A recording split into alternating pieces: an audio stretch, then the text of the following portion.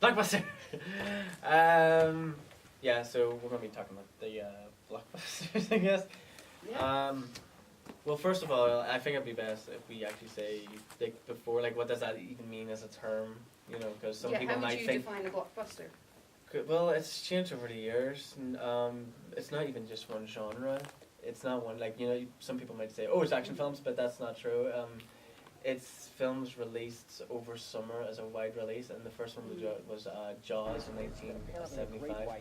Before Jaws, films were always like the time that films came out was over winter, because People like to take summer holidays. They wouldn't be. yeah, they were at beaches and everything. You didn't go indoors on like the holidays.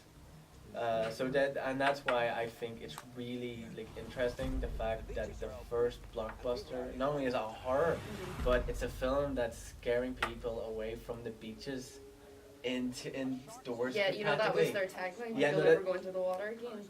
Exactly, and that there's just I just sort of think that's a really funny fact. I don't know if that's what Spielberg and all the producers had intended. Yeah, and then also in terms of a blockbuster, it was financially successful. That's something. It has a big budget normally. That's because not only was it released over summer, it was a wide release. That was the first ever wide. And so instead of having it like it used to be, in which a movie would open in like New York and Los Angeles and it would gradually spread if it was successful, what happened, it was just like everywhere at once. So it was like boom. And that's how that hit. And then that changed the whole movie making business. Like instantly, new people, new production companies came in. And I think it is really worth noting the fact that it is a horror film, Jaws, because I feel like horror films can be the most successful blockbusters. Because when we look down, one of the ones that I particularly am like super fascinated in the marketing, especially, is the Blair Witch Project, which came out in 1999. It was a duo who directed that, Eduardo Sanchez and Dan Merrick. This was an independent film. They had their own. It was Artists and Entertainment who distributed. It was a very small film, only $60,000. That was the budget, yeah. Yeah, that was the budget. It made, I think, 250 million. Yeah, and the reason that is I think it has to do with the timing of that film and what it is. It's a found footage film in which 3 students go out into the forest trying to film a documentary about a witch, but then the witch is actually like real and everything, and then it starts like stalking them and stuff. Yeah, but I think why that film got so big, it's got to do with when it was, and that's 1999. That was one of the first movies ever to use social media as a huge platform. They made a website and everything. It's actually still around. There's a website called The Blair Witch, is what they posted in 1999. It looks like an old website. You can tell it was made in them. And what they did is they post pictures of like missing. So they made it look like the actual 3 actors were missing. They posted like there was T-shirts going around like missing things, and they put put myths. They like put lore of the Blair Witch on the site, like as backstory and everything. So when people found out about this, they were basically tricked into thinking, oh, is this a real thing? They were told, sort of. And then, of course, the trailers started coming out. Now, at this point, most people would have this sense to go, oh, okay, this is a film then, so there's not likely going to be real to death. But it did start a conversation, and it did get a lot of people in it. You can't do that anymore. A lot of the found footage films that came out afterwards have tried this tactic of saying, oh, the tapes were like found, but the people were not found. It's a gimmick at this point, because that movie came in 1999, a time when the internet was starting off, and there were people using it enough so it could be marketed, but not enough that people could look up and say, this is fake.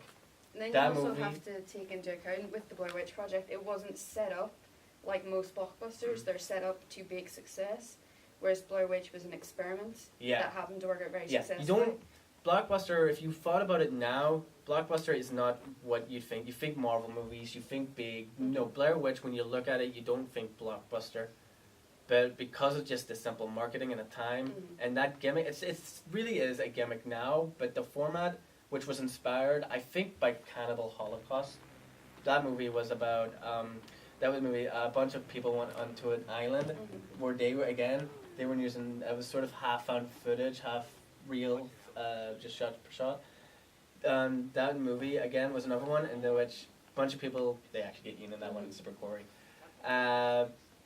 But again, same thing. The director of that film had the actors lay low for a while to make it look like that really happened. Now that actually had legal repercussions. The director got arrested because people thought he killed his actors on it. That's a fantastic story. I just love to tell. But no, Blair Witch, that didn't happen. But everyone went to go see it. And the thing about the Blair Witch marketing is it hits a point that most blockbusters do, which is appealing to a wider audience. Oh yes. As much as horror was a very niche genre and still kind of is, the way they marketed it, and it was on the internet, and it was appealing to a certain demographic. Yeah. You know, it was people. like 18 to 29. Yeah. That was, and it was basically, the people in it are students.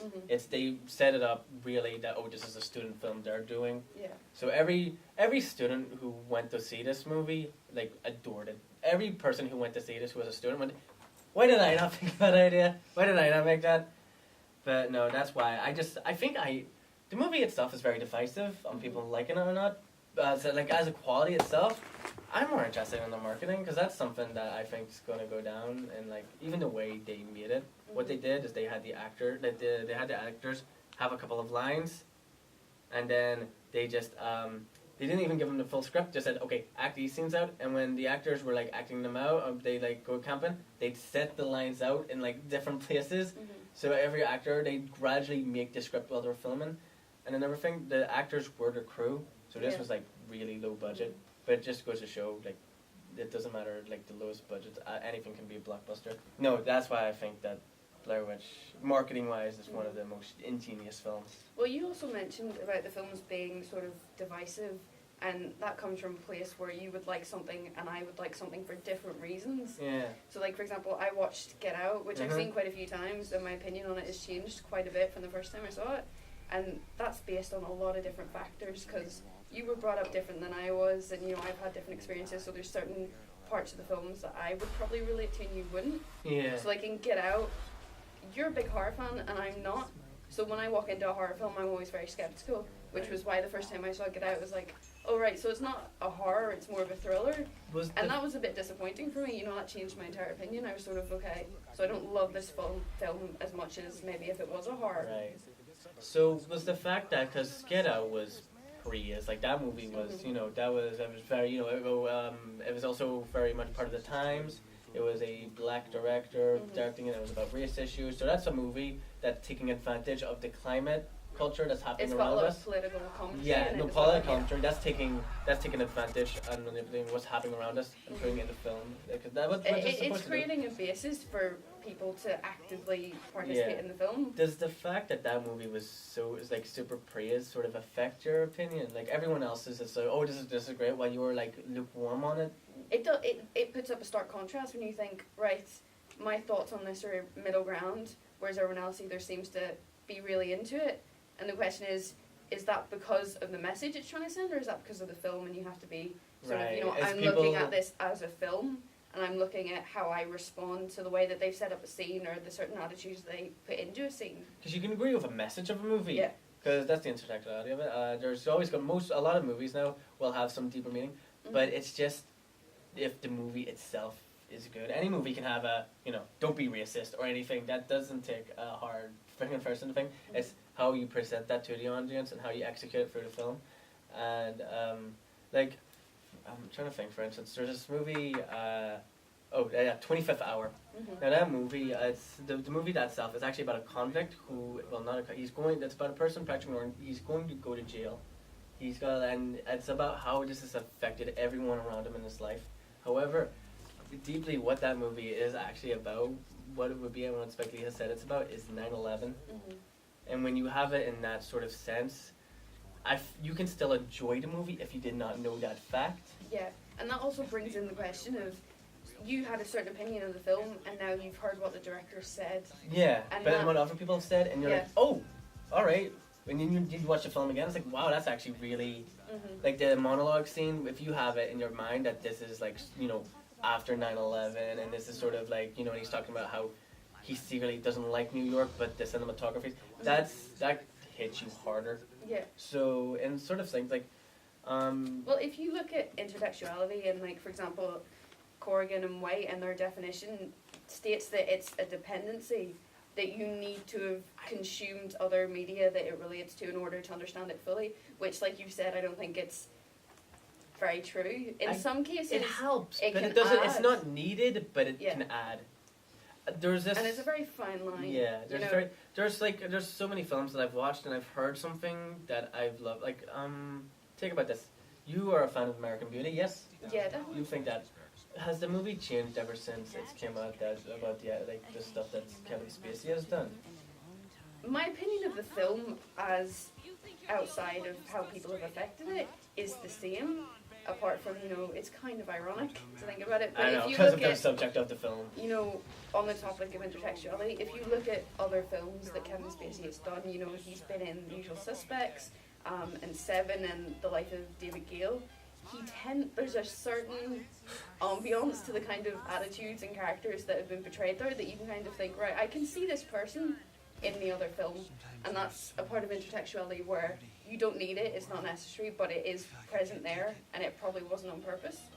Right. So it's people adding in meaning. Yeah, Sam Mendes, which is a question. The director didn't go, "Whoa, yeah, Kevin, you're definitely a pedophile, right? Yeah, this is gonna be great in a couple of years when people find that out." So just everyone will go watch this. Oh, that's so ironic. No, but no, I think knowing that, it does make the film ironic. I don't know if it makes it better knowing that, because it is a horrible thing that he's done. Yeah, but when you bring up the issue of if finding a deeper meaning or finding an extra meaning towards something makes it better, do you know in American Beauty there's the whole paper bag scene in the wind? I personally do not like that scene, but yeah. But see, that's not an original scene. That's based off of a scene in a film called The Mirror by a director called Andrew Tarkovsky, I think. So it wasn't an original thing. It was based on that film. And when you take it personally in that context, I lose respect for the scene in American Beauty. Because originally I thought, that's really nice. They've come up with a good idea when it wasn't their idea. Well, that's most films, everything is just taken from something else. Mm-hmm. At this point, we're playing with Lego basically, and you're building different things with the same bricks and over. Yeah. That doesn't mean you can't make some fantastic stuff. Mm-hmm. It's just you might spot a brick or two that you saw originally. But yeah, with the message that was actually, I'm thinking back, the message that scene was trying to convey, Mm-hmm. I can see how you can sort of lose respect almost, because that was all about artists and stuff, wasn't it? Yeah, it was all about. And if you can actually trace that scene as a little bit back to back, I could see how that you'd that's not as special as I thought it was. Mm-hmm. And then I think that links into your active spectatorship again. You're physically going out and finding information that puts it in, or in the case of Get Out, if you're going to partake in a political commentary and be like, I liked Get Out because these are my views. And you're going to go somewhere and find people who share those views if they've liked the film and things like that. Active spectatorship. If I was going to say mass wide audience for blockbusters now, I would say the Avengers movies. Mm-hmm. Those all make big, and they always have the active spectatorship of always making if you stay for the credits. That is if you actually stay, because when credits roll, you go. But these are movies that have it's essentially sort a of culture in triggered itself now where into people audience we all to know stay. not to move. Yeah, because that's active spectatorship in itself, because because no one goes, there's not this new thing where everyone's like, okay, we don't know, this is a drama movie, everyone stay to see if there's something else. No, it's just the Marvel movies, because they've trained you at this point to do that. Mm-hmm. I don't know how I feel about that personally, but it is just something to, I think, note when you're talking about active I've messed up the word, spectatorship. Yeah.